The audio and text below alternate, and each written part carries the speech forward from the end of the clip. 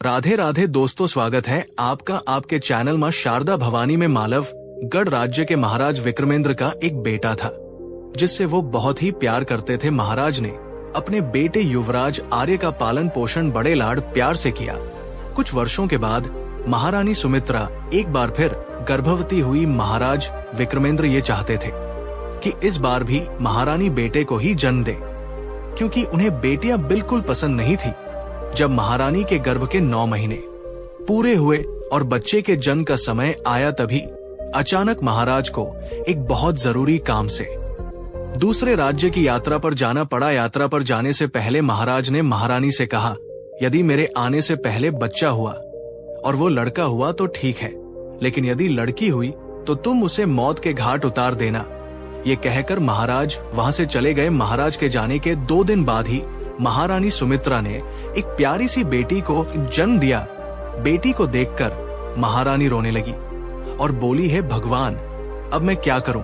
उस समय उनके पास एक दाई जिसका नाम माधवी था मौजूद थी। दाई ने महारानी को दुखी देखकर कहा, रानी साहिबा, आप चिंता ना करें, मैं सबके सामने ये कहकर बच्ची को अपने साथ ले जाऊंगी कि उसे मारने के लिए ले जा रही हूं, लेकिन मैं उसे मारूंगी नहीं, मैं उसे अपने घर ले जाकर पाल लूंगी। दाई माँ ने महारानी से कहा, यदि आप किसी तरह से इस बच्ची के लिए खर्च भेजती रहेंगी तो मैं उसे बहुत अच्छे से पालूंगी, नहीं तो जो भी मुझसे बन पड़ेगा मैं उसी तरीके से उसकी परवरिश करूंगी।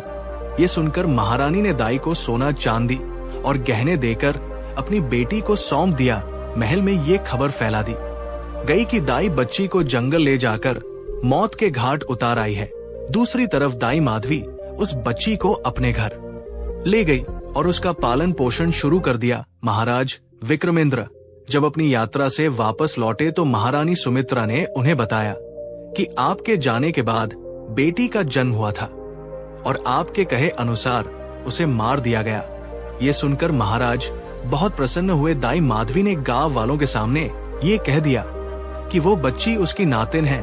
कभी कभी वो महाराज से छुपकर बच्ची को महल में ले आती थी और महारानी सुमित्रा उस पर अपनी ममता लुटाती थी। दाई को सोना चांदी देकर विदा किया जाता ताकि वो बच्ची की परवरिश अच्छे से कर सके। समय बीतने के साथ साथ वो बच्ची जवान हो गई।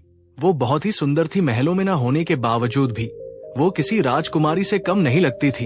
एक दिन की बात है, महाराज विक्रमेंद्र अपने कुछ सैनिकों के साथ नगर से गुजर रहे थे कि तभी दाई माधवी राजकुमारी के साथ उस रास्ते से गुजर रही थी। महाराज की नजर जब राजकुमारी पर पड़ी तो वो पूछने लगे, ये कौन है। मंत्री ने बताया कि ये बेचारी इस दाई माधवी की नवासी है। महाराज ने आदेश दिया, ये युवती मुझे बहुत ही पसंद है, तुम कल इसके घर में मेरा रिश्ता लेकर जाओ।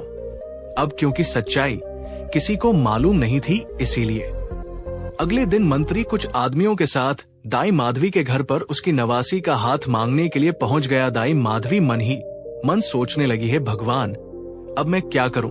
उसने साफ मना करते हुए कहा, मैं एक गरीब औरत हूं, मेरी नवासी महाराज के लायक नहीं है और ना ही महाराज को किसी गरीब खानदान से रिश्ता जोड़ना अच्छा लगेगा, इसीलिए दोबारा इस सिलसिले में मेरे घर पर मत आइएगा। महाराज विक्रमेंद्र को जब ये पता चला तो वो काफी नाराज हुए, लेकिन फिर भी उन्होंने अपने रिश्ते के लिए दाई माधवी के घर पर आदमी भेजने जारी रखे। दाई माधवी को कई तरह के लालच दिए गए, उसे डराया धमकाया गया, लेकिन दाई माधवी टस से मस न हुई। महाराज ने आदेश दिया कि दाई माधवी को पकड़कर कारागार में डाल दिया जाए और वहां पर उसे कोड़े लगाए जाएं, जब तक कि वो इस रिश्ते के लिए मान ना जाए। सिपाहियों ने दाई माधवी को पकड़कर महाराज के सामने पेश किया और उसे कोड़े मारने लगे।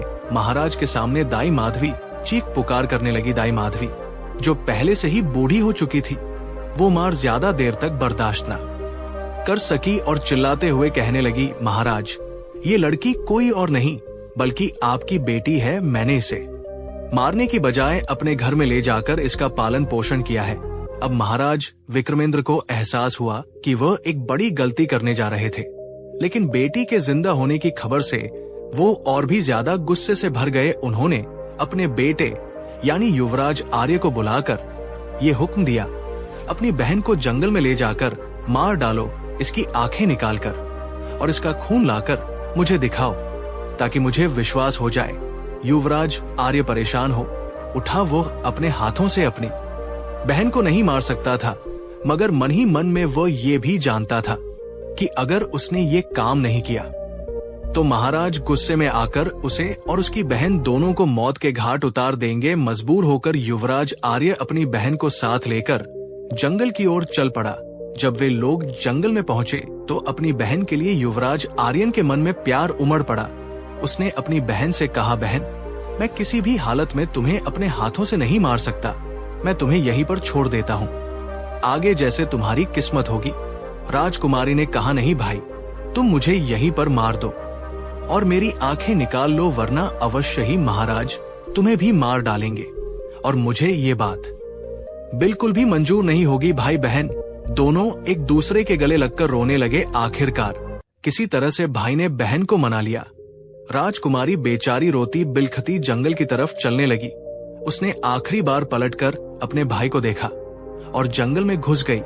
इसके बाद युवराज आर्य ने इधर उधर से ढूंढकर एक हिरनी का शिकार किया, उसका खून निकाला, उसकी आंखें ली और जाकर महाराज विक्रमेंद्र को दिखा।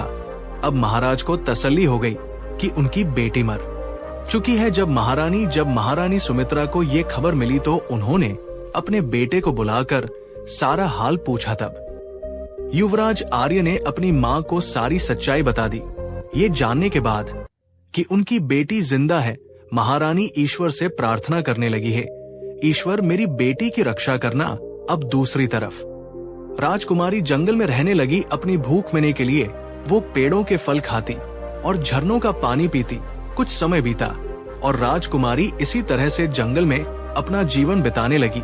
एक दिन किस्मत का करना ऐसा हुआ कि उस जंगल में एक दूसरे राज्य का राजकुमार शिकार खेलने के इरादे से आया। जंगल में घूमते घूमते उसकी नजर राजकुमारी पर पड़ी।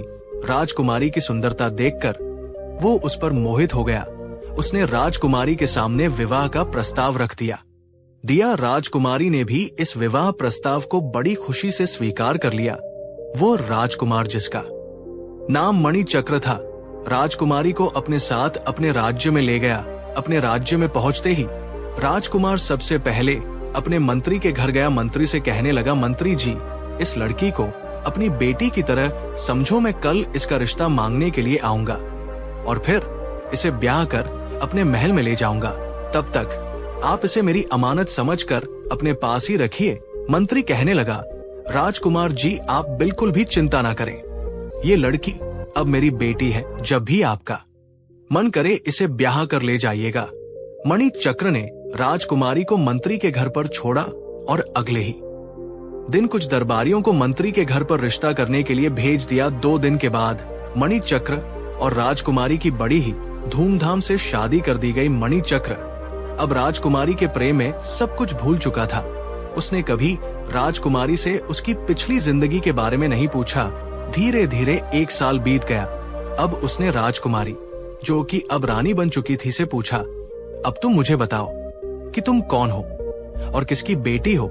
राजकुमारी अपनी सच्चाई बताना नहीं चाहती थी, लेकिन जब राजा मणिचक्र ने उस पर बहुत दबाव डाला तो राजकुमारी ने सारी सच्चाई उसे बता दी। उसने बताया कि वो मालवगढ़ के महाराज विक्रमेंद्र की बेटी है। उसने बताया कि किस तरह से महाराज विक्रमेंद्र को बेटियों से नफरत थी और उन्होंने उसे मरवाने का आदेश दिया, लेकिन उसकी जान बच गई। फिर राजकुमारी ने अपनी सारी कहानी राजा मणिचक्र को बता दी। अपनी पत्नी की ये दुख भरी कहानी सुनकर राजा मणिचक्र ने कहा, तुम बिल्कुल भी चिंता मत करो, मैं तुम्हें तुम्हारे पिता से न्याय दिलवा आऊंगा। राजा मणिचक्र ने रानी आर्या को आश्वासन दिया, तुम्हें डरने की कोई आवश्यकता नहीं है। मैं तुम्हारे अत्याचारी पिता महाराज विक्रमेंद्र से तुम्हारी रक्षा करूंगा। लेकिन रानी आर्या ने विनती की, मुझे मेरे पिता के सामने मत लेकर जाइए, वो अवश्य ही मुझे मार डालेंगे। राजा मणिचक्र अपनी जिद पर अड़ा रहा और फैसला किया कि अगले सप्ताह वो रानी आर्या को उनके माता पिता से मिलाने ले जाएगा। राजा ने रानी को मालवगढ़ भेजने की पूरी तैयारी करवाई। उनके साथ सेनापति चेतन और सेना का एक काफिला भी रवाना किया गया। राजा ने सेनापति से कहा, मैं 2 दिन बाद अपने कार्य समाप्त कर रास्ते में तुमसे आकर मिलूंगा। तब तक रानी की पूरी सुरक्षा सुनिश्चित करना। शाम होते ही काफिले ने एक जगह पड़ाव डाला। सेनापति ने रानी के लिए एक आलीशान खेमा तैयार करवाया, लेकिन रानी आर्या ने देखा कि सेनापति का खेमा उनके खेमे के बहुत करीब लगाया गया था। उन्होंने सेनापति को बुलाकर कहा, तुम जानते हो मैं एक राजा की पत्नी हूँ, अपना खेमा यहाँ से दूर हटाओ। सेनापति चेतन ने जवाब दिया, महारानी जी, महाराज ने आपकी सुरक्षा की जिम्मेदारी मुझे सौंपी है। अगर आपको कुछ हो गया तो मैं महाराज को क्या जवाब दूंगा। रानी आर्या ने कहा, मुझे कुछ नहीं होगा, तुम अपना खेमा यहाँ से दूर लगाओ।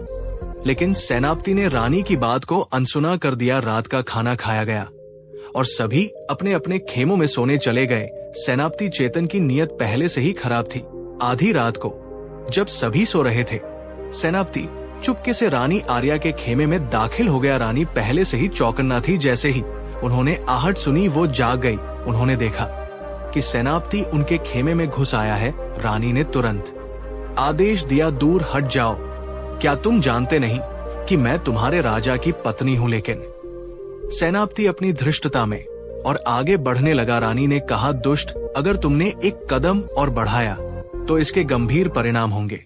लेकिन जब सेनापति नहीं माना तो रानी ने पास रखा एक फूलदान उठाकर उसके सिर पर दे मारा। सेनापति संभल पाता उससे पहले ही रानी खेमे से बाहर निकल भागी। रानी आर्या ने सोचा कि शोर मचाने से उनकी जान भी खतरे में पड़ सकती है, क्योंकि पूरी सेना सेनापति के अधीन थी।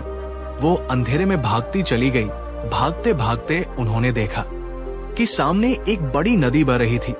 अपनी दुर्दशा से हताश रानी ने बिना कुछ सोचे समझे नदी में छलांग लगा दी। तेज धाराओं में वो कोसों दूर बहती रही। अंततः एक जगह जहां कुछ मछुआरे मछलियां पकड़ रहे थे, उनकी नजर नदी में बहती रानी पर पड़ी। ये 4 भाई थे जो पास के गांव के निवासी थे। उन्होंने रानी को बचाकर किनारे पर ले आए। रानी आर्या उनकी मदद पाकर भी घबरा गई। वो सोचने लगी, कहा तो मैं उस दुष्ट सेनापति से अपनी इज्जत बचाकर भागी, और कहा अब इन मछुआरों के पास फंस गई। मछुआरे आपस में चर्चा करने लगे। उनमें से हर एक यही कहने लगा, ये लड़की मेरी है। आखिरकार उनकी सलाह ये हुई कि इस लड़की को अपने पिता के पास ले जाए। जो भी फैसला उनका पिता लेगा वही सबको मान्य होगा। चारों भाई रानी आर्या को अपने पिता के पास ले गए। उनका पिता एक सच्चा और ईमानदार व्यक्ति था। वह राजकुमारी को देखते ही समझ गया कि ये किसी राजघराने की औरत है और मेरा कोई भी बेटा इसके लायक नहीं है। इसी वजह से उसने अपने बेटों को समझाया और कहने लगा, मेरे बेटों, तुम 4 भाई हो, तुम्हारी कोई बहन नहीं है। तुम इस लड़की को अपनी बहन बना लो और इसकी अच्छे से देखभाल करो। ये लड़की तुम्हारा भाग्य बदल देगी। चारों भाई अपने पिता की इस बात पर राजी हो गए। उन्होंने राजकुमारी को अपनी बहन बना लिया और अपने से बढ़कर उसकी देखभाल करने लगे। दूसरी तरफ जब महाराज मणिचक्र दूसरे दिन अपने काफिले के साथ सेनापति के पास पहुंचे तो देखा कि महारानी वहां पर नहीं थी। उन्होंने सेनापति से पूछा, मेरी महारानी कहाँ है? सेनापति कहने लगा, महाराज, रानी जी तो एक जादू टोना करने वाली औरत थी। कल रात को उन्होंने हमसे उल्लू की आंखें, बिल्ली का खून और गिरगिट की पूंछ मंगवाई थी। रात भर वो अपने खेमे में ना जाने क्या करती रही। उनके खेमे में से अजीब अजीब सी आवाजें आ रही थी। लेकिन सुबह जब हमने देखा तो वो अपने खेमे में नहीं थी। महाराज को ये सारी बातें सुनकर बड़ी हैरानी हुई। उन्हें अपने सेनापति पर संदेह हुआ, लेकिन उनके पास कोई सबूत नहीं था, जिस वजह से वे कुछ कर ना सके। उन्होंने कहा, अभी हम अपने सफर को आगे बढ़ाएंगे और मालवगढ़ राज्य की ओर चलेंगे। वहीं पर पहुंचकर कोई फैसला किया जाएगा। महाराज मणिचक्र अपने मन में ये सोच रहे थे कि मालवगढ़ पहुंचकर वे अपने अत्याचारी ससुर से ये पूछेंगे कि उसने अपनी बेटी के साथ ऐसा क्यों किया। उसी की वजह से उसकी बेटी जंगलों में भटकी और लोगों ने उसे जादू टोना करने वाली औरत समझा। वे उससे पूछेंगे कि आखिर बेटियां उसे पसंद क्यों नहीं है। इसके बाद उनका काफिला आगे की तरफ बढ़ा। एक बहुत बड़ी नदी को उन्होंने पुल से पार किया और मालवगढ़ राज्य की ओर बढ़ चले। इधर राजकुमारी सुमित्रा अब उन चारों मछुआरों की बहन बनकर रहने लगी थी। कुछ दिन रहने के बाद उन्हें ये मालूम पड़ गया कि वे अपने पिता के साम्राज्य यानी मालवगढ़ में आ पहुंची हैं। उन्हें पता था कि उनके पिता को कहानियां सुनने का बहुत शौक है। राजकुमारी ने अपने मछुआरे भाइयों से कहा जाकर महाराज विक्रमेंद्र को ये बता दो कि हमारी बहन एक बहुत अच्छी कहानीकार है। अगर राजा चाहे तो उनके दरबार में आकर उन्हें नई नई और दिलचस्प कहानियां सुना सकती है। मालव गढ़ राज्य के महाराज विक्रमेंद्र के पास चारों मछुआरे पहुंचे और उन्होंने दरबार में निवेदन किया, महाराज, हमारी बहन बहुत सुंदर कहानियां सुनाती है। अगर आप चाहे तो वो रोज आपको कहानी सुना सकती है। महाराज विक्रमेंद्र ने उन लोगों को आज्ञा दे दी और कहा, अगर उसकी कहानी हमें पसंद आई तो उसे इनाम भी दिया जाएगा। शाम के समय मछुआरे महाराज के सामने अपनी बहन को लेकर हाजिर हो गए। राजकुमारी ने अपने चेहरे को दुपट्टे से ढक रखा था ताकि महाराज उसे पहचान न सके। दरबार में पहुंचकर उसने महाराज को कहानी सुनाई, जो महाराज विक्रमेंद्र को बहुत ही पसंद आई। महाराज ने खुश होकर मछुआरों को बहुत सारा इनाम दिया। मछुआरे इनाम लेकर रात को अपने घर वापस लौट आए। वे लोग बहुत ही खुश थे कि अब उन्हें मछलियां नहीं पकड़नी पड़ेंगी। अब तो राजकुमारी रोज ही चेहरे को दुपट्टे से ढककर दरबार में आ जाती और महाराज विक्रमेंद्र को तरह तरह की कहानियां सुनाती। इसके बदले में महाराज उसे सोने और चांदी के सिक्के देते। एक शाम की बात है जब कहानी सुनाने के लिए राजकुमारी दरबार में पहुंची तो उसने देखा कि उसका पति मणिचक्र और उसका सेनापति दरबार में महाविक्रमेंद्र के साथ बैठे हुए थे। राजकुमारी ने सोचा, आज तो कहानी सुनाने में बहुत ही मजा आएगा। राजकुमारी रोज की तरह ही अपना चेहरा दुपट्टे से ढकी हुई थी। उसने महाराज विक्रमेंद्र से कहा, महाराज, आज मैं आपको एक बहुत ही खास कहानी सुनाने वाली हूँ। इसीलिए मैं चाहती हूँ कि कहानी के दौरान कोई भी अपनी जगह से उठकर ना जाए। अगर कोई उठकर जाने लगा तो मैं कहानी सुनाना बंद कर दूंगी और फिर कभी भी कहानी सुनाने के लिए नहीं आऊंगी। महाराज ने सभी को आदेश दे दिया कि कहानी के दौरान कोई भी उठकर नहीं जाएगा। सभी लोग इस बात पर राजी हो गए। राजकुमारी ने कहानी सुनाना शुरू किया। एक अत्याचारी राजा था जिसे अपने घर में बेटी की पैदाइश बिल्कुल भी पसंद नहीं थी। जब उसके घर में लड़की पैदा हुई तो उसने अपनी बीवी को उसे मारने का हुक्म दिया, लेकिन उसकी पत्नी ने बेटी को एक दाई माधवी को सौंप दिया। दाई माधवी ने उसे पाल पोसकर बड़ा किया। एक दिन महाराज विक्रमेंद्र की नजर उस लड़की पर पड़ी तो महाराज ने लड़की के घर पर अपना रिश्ता भेजा। यहाँ तक कहानी सुनते सुनते ही महाराज विक्रमेंद्र हैरान रह गया कि ये कहानी तो मेरी ही कहानी है। महाराज विक्रमेंद्र ने हीरे और जवाहरात रात के समय राजकुमारी की तरफ उछाले और कहा, लड़की, ध्यान से सुनो, ये कहानी बंद मत करना।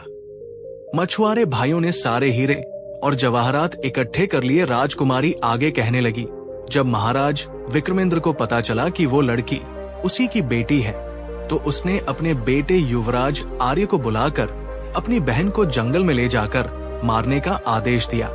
लेकिन युवराज आर्यन बेचारा अपनी बहन को ना मार सका और वहीं उसे जंगल में छोड़ आया।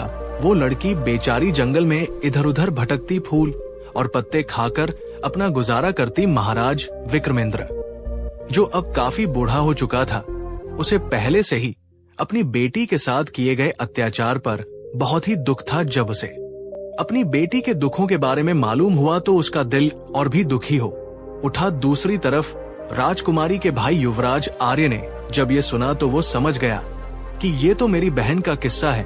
उसने बेचैन होकर कहा, लड़की, कहानी को रोकना मत, कहानी जारी रखो। ये कहते हुए उसने अशरफिया की एक थैली उसकी तरफ उछाल दी।